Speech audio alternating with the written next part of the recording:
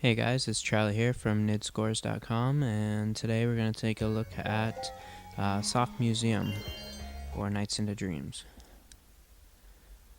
Of course, on the Sega Saturn, and first mare here, before the first mare, you want to collect all your chips, and the trick here is just to head right back, and from here you're going to get your first three right here, and then head underneath, grab another one, head to the left, get a few more, and then you want to jump up here to this little hill right here, and you get some hidden ones, and then you can get a few more over here, and now we have our 20. So you can head on over to the Idia Palace and head right into the Idia capture. And from here on out, you're going to do the same thing over and over and over. This is the infinite link, and so you can just keep going with the same one, do it the same way every single lap, and you should be good. So just head straight on through those there, get the link ball straight on up, and the link ball is kind of the key to this one. You want to make sure you get that every single lap, and what I like to do with this link ball is when I press down right on the top, I actually let go of the controller, and I find it's a little easier that way to go straight on up, because if you leave your thumb on the controller, you actually kind of move all over the place. So if you press down and then straight up, which I obviously didn't do there, that's how you want to do it. So let's try this again. Press down, let go, straight on up, and then continue through the rings. I find when I'm doing these strategy videos, it's kind of tricky to play and talk at the same time, because I'm so used to being focused on these games, and although I've been playing this for a long time, you still gotta really stay focused and make sure you hit your marks. When you play often enough, you kind of learn which sections where you want to be, what your time's going to be, and how you want to do your pair loops and all that sort of stuff. So it's really just a matter of playing it over and over and over until you get a feel for how you like to do it. Now on this last lap, you won't really have quite enough time to bounce off the top of that little house thing there, so you kind of just have to go through it. Still try and get the link ball if you can, but there's some hidden chips up there if you need to get them. You don't always have to get them. If you get enough chips through this section here, you can get to the Idia capture pretty quickly. And the trick on this one is to get to Idia capture as fast as you can, because what you want to do is spend as much time as you can just doing bounces and spins. So what I've actually done right now is switch to my D-pad on the controller. I'm using the 3D controller, so it has both the analog and D-pad.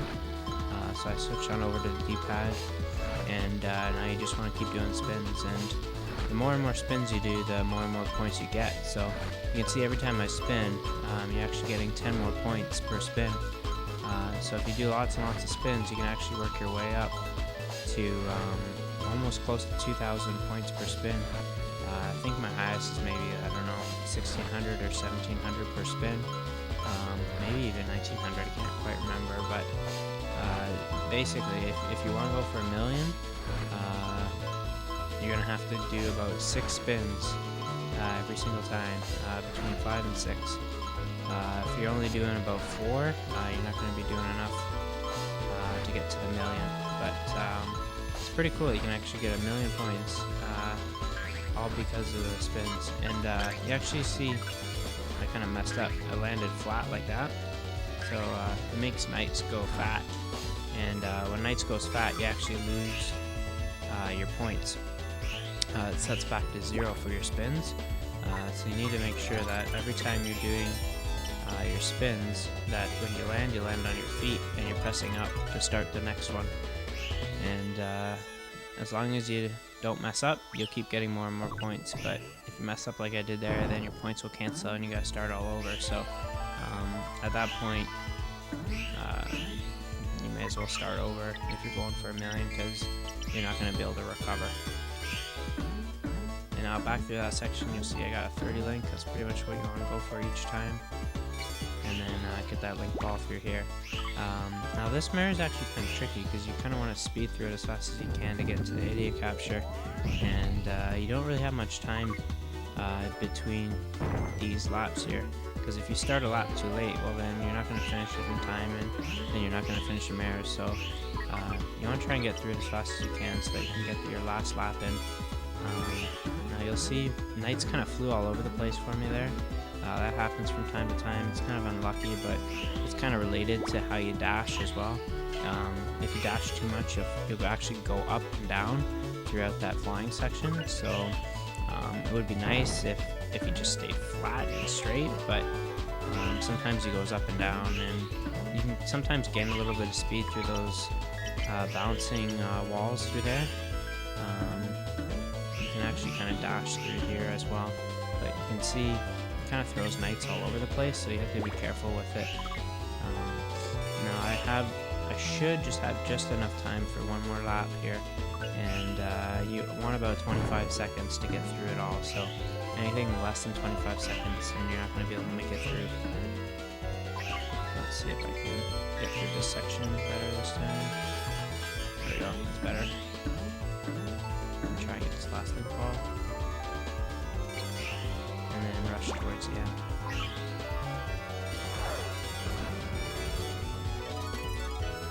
Now on this last one, I had to head straight on up, get the chips, because on this one you're going to be in the museum again, and you want to get to bouncing as fast as you can. I probably shouldn't have went for those hidden chips up there. I think I would have got enough throughout this section. And now you want to flip back to your D-pad and start doing the spins again. And again, you just want to do as many as you can, and you need to make sure you leave enough time to open up the idiot capture, because I haven't done that yet, and I'll leave that towards the end. Double time doesn't even count towards your spins, so it really doesn't matter when you open up the idiot capture, but if you leave it towards the end, it allows you to get into the museum faster, and gives you a little more time to do your spins, so leave the idiot capture towards the end.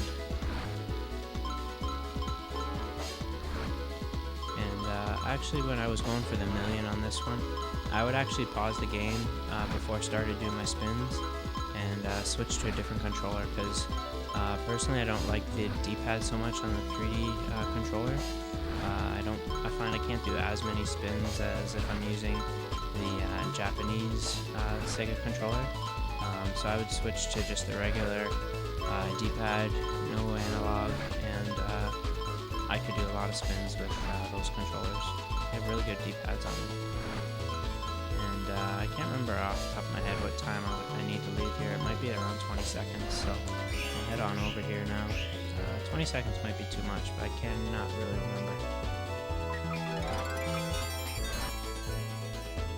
So open up the idiot capture, make sure you don't get hit by these guys. Head on over. You want to leave enough time to get your star bonus right there. And I can't remember the scores. You have to check the site for the site records, but they can get pretty high for each of those museum mares 2 and 4. And Gelwing is my favorite boss here.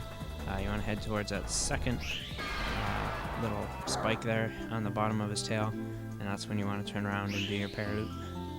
And it gets pretty easy when you get used to him. So that's the end of Soft Museum. You can see I got a score of 650,000, and not even doing that great, and I was able to get a pretty high score. So Soft Museum can be a really high scoring one, and good luck. Next time we'll be looking at, I guess, Splash Garden for Elliot. And if you have any questions, just let me know on nidscores.com or leave a comment on YouTube. See you later, guys.